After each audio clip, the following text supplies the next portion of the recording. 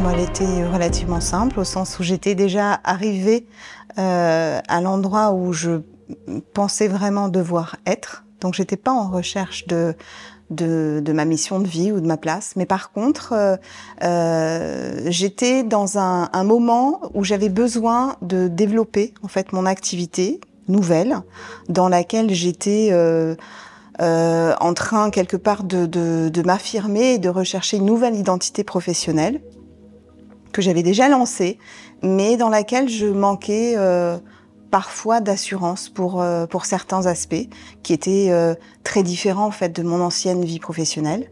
Et ce que je cherchais dans le programme, c'était véritablement à pouvoir dépasser des blocages qui me ralentissaient quelque part. Et un peu comme des boulets à mes pieds, qui m'empêchaient pas véritablement d'avancer. C'est juste que c'était pas confortable et je voulais m'en débarrasser. Quelque part, une forme d'auto-sabotage, un peu plus ou moins permanent, et des réticences en fait à me mettre en avant par rapport à certains aspects de mon métier et qui quelque part en fait me pénalisaient alors qu'il n'y avait absolument pas lieu que ce soit le cas. Oui. Mais je les exprimais de manière différente parce que j'avais une posture, j'avais fini par acquérir, on va dire, une posture un peu d'experte dans mon métier, puisque j'ai été juriste, j'ai été avocat, j'ai été responsable juridique. Ce sont différentes manières en fait d'exercer le droit dans différents contextes, et finalement aucun ne m'a jamais véritablement convenu, ce qui explique que j'ai à chaque fois essayer d'en trouver d'autres. Sont des métiers dans lesquels, le droit, en fait, soit on est à fond dans ce qu'on fait et on a une chance d'être bon, soit on est un peu en dilettante et auquel cas on n'apporte pas grand-chose, puisqu'en fait la plus grande qualité d'un juriste, je dirais la qualité primordiale, c'est d'apporter de la sécurité juridique. Ouais. Et en fait, si on maîtrise pas complètement son domaine, on laisse des failles béantes qui sont autant de risques qu'on fait prendre à ses clients. Donc quelque part, on n'a pas le droit en fait d'être autre chose qu'un expert. J'ai essayé en fait d'augmenter ma charge de travail, puisque je me disais, mais en fait, en acquérant davantage d'expertise, ça me donnait beaucoup plus d'assurance, ça me permettait d'avancer plus facilement. Parce qu'en fait, quand on maîtrise complètement un domaine, on déroule en fait. Et en fait, ça me satisfaisait jamais vraiment, parce que on peut toujours être meilleur que ce qu'on fait. J'étais entourée de gens qui étaient excellents eux aussi dans leur domaine, et j'ai toujours eu un problème avec l'hyperspécialisation. Je n'aime pas ça. Je n'aime pas rentrer dans des cases. Je n'aime pas m'enfermer en fait dans des domaines.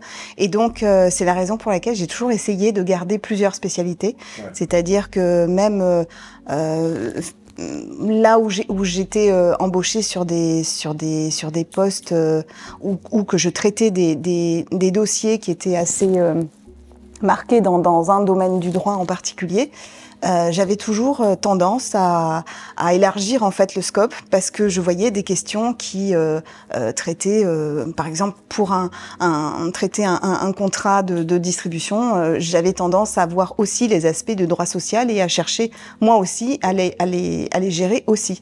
Et donc en fait, ça me rajoutait des masses de travail considérables, mais j'avais au moins la satisfaction d'avoir le dossier bout en bout et de pas être obligée de le découper en tranches et d'en donner une partie à d'autres. Et ça, en fait, ça induit une charge de travail monstrueuse. Ça induit une charge de travail énorme. Et en fait, bien sûr, on a un corps qui fonctionne avec ses besoins à lui et qui les exprime. Et le problème, c'est qu'au bout d'un moment, en fait, c'est gênant d'entendre cette expression plus ou moins permanente. J'ai sommeil, oui, j'ai sommeil, ok. Mais en fait, il se trouve que là, il faut que je finisse ce que j'ai commencé.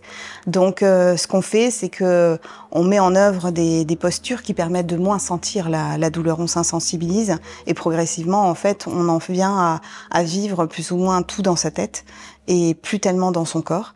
Et on masque, en fait, tous les ressentis. On les masque au maximum jusqu'au moment où on sent plus rien. Et où on peut donc fonctionner uniquement sur la base de ces injonctions cérébrales. Mais c'est un piège. En fait, j'ai lâché l'affaire véritablement avec un deuil qui m'a beaucoup marqué, celui de mon père, pour lequel finalement j'avais fait beaucoup de choses dans ma carrière. Et une fois qu'il n'était plus là, quelque part, je me suis sentie plus libre. Parce que je me suis dit... Bon, j'ai beaucoup fait, mais finalement j'ai fait pour les autres, pour un autre en particulier, mais aussi donc pour les autres, et en fait pas vraiment pour moi. Et là, je me suis dit, mais j'ai commencé à me poser des questions. J'étais malgré tout dans mon métier, lancée sur des rails, ça faisait 22 ans que je faisais plus ou moins la même chose. Bon, je maîtrisais quoi, mais mon environnement professionnel a aussi évolué à ce moment-là. J'étais dans une entreprise où il y avait une ambiance un peu crépusculaire. Ils ont fait un dépôt de bilan de toute façon l'année suivante. C'était un gros groupe. Et en fait, ils ont pas bien géré du tout la fin de nos relations contractuelles. Et plutôt que me dire les choses de manière claire, ils ont essayé de me le faire sentir, mais très maladroitement, parce que quelqu'un qui est en deuil, il n'a pas les ressentis qu'il peut avoir habituellement. Et en fait, en gros, on me demandait sans doute de bouger à un moment où j'étais incapable de le faire. Et lorsqu'ils m'ont enfin parlé franchement, ça a été d'une brutalité inouïe, avec une grande maladresse dans la manière de faire. Et ce jour-là, je me suis effondrée. J'ai fait un malaise qui a duré sans doute plusieurs minutes, même si je suis incapable de dire combien de temps ça a duré exactement. Et il se trouve que il y a eu un avant et un après. Et quand je me suis relevée, j'ai senti que j'étais plus la même. Oui.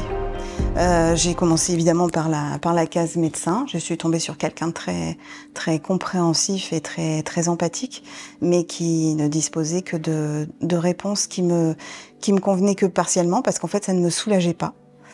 J'ai vu également une psychologue avec qui j'ai fait un travail, une psychothérapie.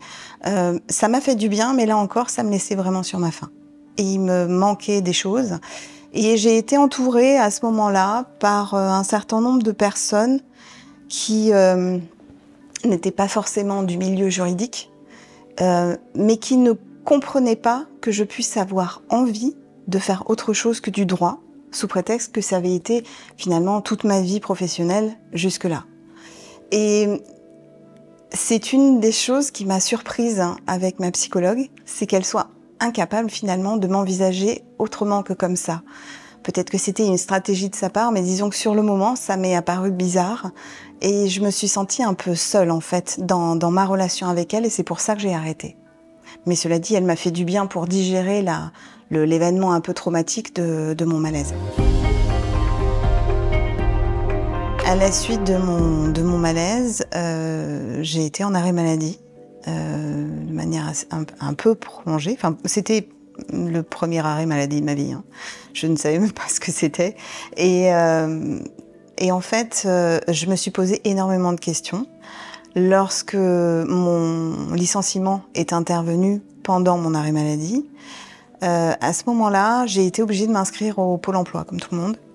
Et j'ai rencontré, un peu miraculeusement, on va dire, une conseillère Pôle emploi qui a été hyper empathique et qui a compris que j'avais besoin fondamentalement de beaucoup de temps pour moi, que j'étais incapable de reprendre le travail tout de suite, ce qui pour ma part était vraiment farfelu. C'est-à-dire que dans ma tête, j'étais tellement déconnectée de moi que je me disais mais oui, bien sûr, je vais recommencer, je vais renvoyer des CV et je vais reprendre le boulot très rapidement. Concrètement, j'étais incapable. Mais dans ma tête, il fallait que je le fasse et c'était vraiment ce que je devais faire. Donc, elle m'a convaincue de faire une formation. Comme elle m'avait dit, j'étais déjà bardée de diplômes. C'était pas du tout parce que j'en avais besoin. C'est juste parce que c'était quelque chose qui me permettait de prendre du temps de réflexion pour moi, qui était vraiment indispensable à ce moment-là. Et elle avait senti aussi que j'étais probablement incapable de revenir vers l'univers juridique, que pour moi c'était terminé.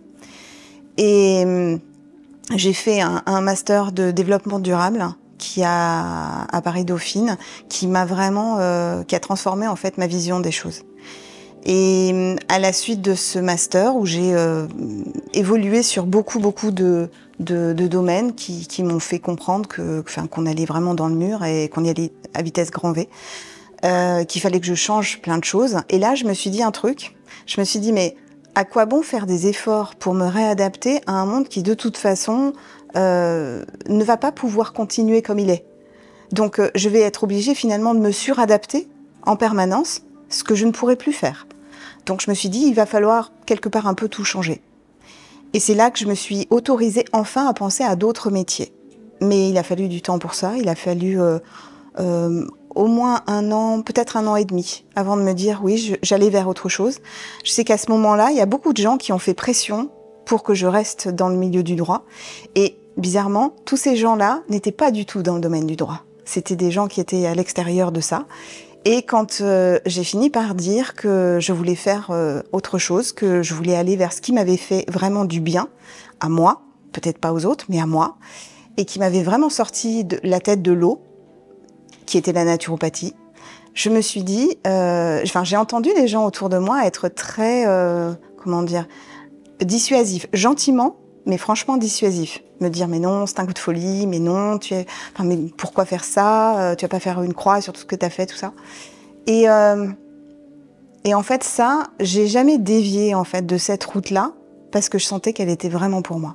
De ce point de vue, je me suis jamais posé la moindre question, je savais que c'était ça. Et par contre, je sentais que j'avais des failles pour développer ce nouveau métier, parce que j'avais quitté un domaine dans lequel j'étais vue plus ou moins comme une experte, et j'allais devoir revenir vers un autre métier dans lequel je n'avais pour le coup plus aucune expertise. Et c'est ça en fait qui a fait ressurgir ces failles, ces difficultés à me mettre en avant, parce qu'on n'est jamais aussi bon que quand on parle d'une matière qu'on maîtrise. Et donc là, je me suis dit que vraiment, j'allais avoir besoin de quelque chose, besoin d'aide. Et en particulier avec un certain nombre d'événements qu'on a tous plus ou moins bien vécus sur la période récente, j'ai ressenti à nouveau ces fragilités revenir, et qui ont en fait mis l'accent sur mes anciens drivers, effectivement ces conditionnements internes qui font que à nouveau on ne s'écoute pas. À nouveau, on revient sur un mode de fonctionnement qui n'est pas raisonnable pour soi, mais qu'on envisage comme indispensable. On ne se donne plus le choix, en fait. Et c'est ça, en fait, qui m'a convaincue que j'avais besoin de développement personnel, certainement, d'un nouveau conditionnement, pour m'empêcher de retomber dans ces travers qui avaient déjà été les miens. Quand j'ai vu une de tes vidéos sur YouTube, en sachant que je regarde jamais les pubs, que vraiment c'est pas quelque chose qui me parle. Moi je zappe tout le temps en fait dès qu'il y a des pubs, je suis pas perméable en fait à ce genre de choses, le marketing, tout ça. J'essaye de m'en éloigner autant que possible, et j'aime bien garder mon esprit critique. Mais en fait ta vidéo, elle a eu quelque chose de très juste. Tu parlais tellement de perfectionnisme, tu parlais tellement de cette capacité d'oubli de soi en fait.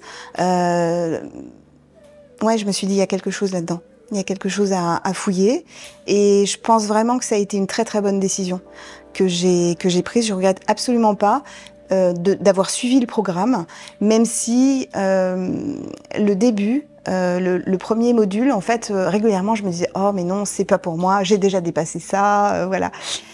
Concrètement, non, ça m'a fait malgré tout du bien de me revenir là-dedans, de faire le travail sur les croyances que j'avais déjà fait avant et sur ma mission de vie, mais je l'avais pas fait de cette manière-là.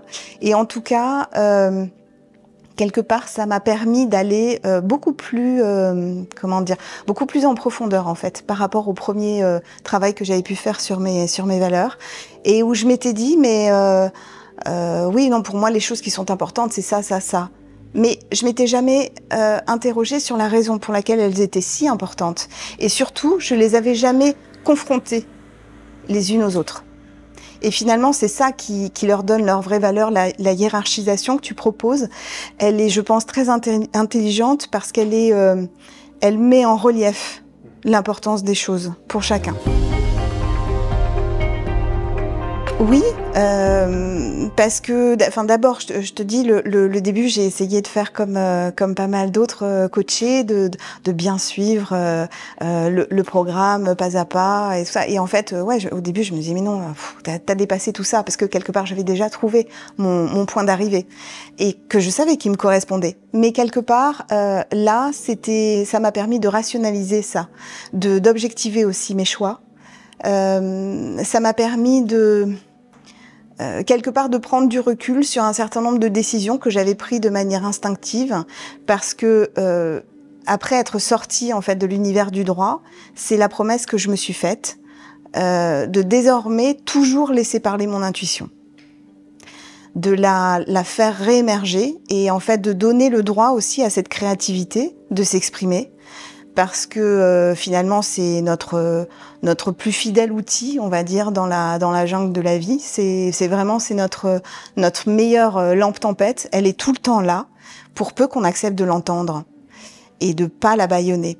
Ce que j'avais fait pendant tellement d'années que j'avais presque oublié à un moment qu'on pouvait l'entendre, et en fait de faire le calme à l'intérieur de soi, comme ce qui est un peu ce que tu proposes avec notamment le stop it, mais aussi avec la rivière, que j'aime beaucoup moi les exercices de body scan, donc ça c'est vrai que ça m'a beaucoup parlé. Et c'est vrai que ça permet véritablement de faire émerger des idées qu'on a, qu'on bâillonne parfois parce qu'on se dit mais non, t'arriveras jamais. Toute la partie sur les voix intérieures, ça m'a parlé parce qu'en fait ça m'a permis de faire des liens, de trouver en fait d'où venaient ces voix, comment les relier, pourquoi est-ce qu'elles étaient là, et du coup c'est beaucoup plus facile après de les éliminer. Lorsqu'on a un recul en fait sur leur raison d'être, sur leur manière de surgir, pourquoi elles surviennent dans ces moments-là, comment elles font, c'est des interrogations, je pense, qui sont très pertinentes. Donc ça vraiment c'est vraiment un très très bon aspect. Après, le travail sur les peurs, il est fondamental. Là, on rentre vraiment dans le dur. C'est vrai que c'est pas simple de s'interroger sur ce qui nous fait vraiment peur, ce qu'on passe notre vie plus ou moins à éviter ou à éluder ou à tourner autour, pour surtout pas se confronter à ça. Quelque part, je trouve que c'est très salutaire. Et puis après, tout cet encouragement à notre égoïsme, à entretenir vraiment notre égoïsme personnel, parce que c'est ce qui fait aussi qu'on peut être bien avec les autres, une fois qu'on arrive enfin à être bien avec soi, quoi. Une facilité à me mettre en avant que j'avais pas et que je cherchais, au-delà de l'acquisition de nouvelles compétences, ou que j'arrive à faire de manière, je dirais, un peu moins laborieuse aussi. Je survole peut-être un peu plus, mais ouais, ça améliore la confiance en soi en fait. On a une capacité à capter l'essentiel. Je savais faire avant, mais disons dans mon ancien domaine de compétences plus facilement. Et je cherchais à retrouver ça, cette aisance-là, dans ma nouvelle vie. Et je trouve que j'y arrive beaucoup mieux, que j'ai déjà fait des conférences là parce on m'a sollicité pour ça et tout de suite je me suis dit mais oui bien sûr, même si c'est sur des domaines qu'au départ je maîtrisais pas autant que d'autres. Et j'ai vraiment pas eu du tout la moindre hésitation. Et en fait, quand on se sent véritablement en confiance, on est toujours plus performant. Toujours. Oui. Ils ont...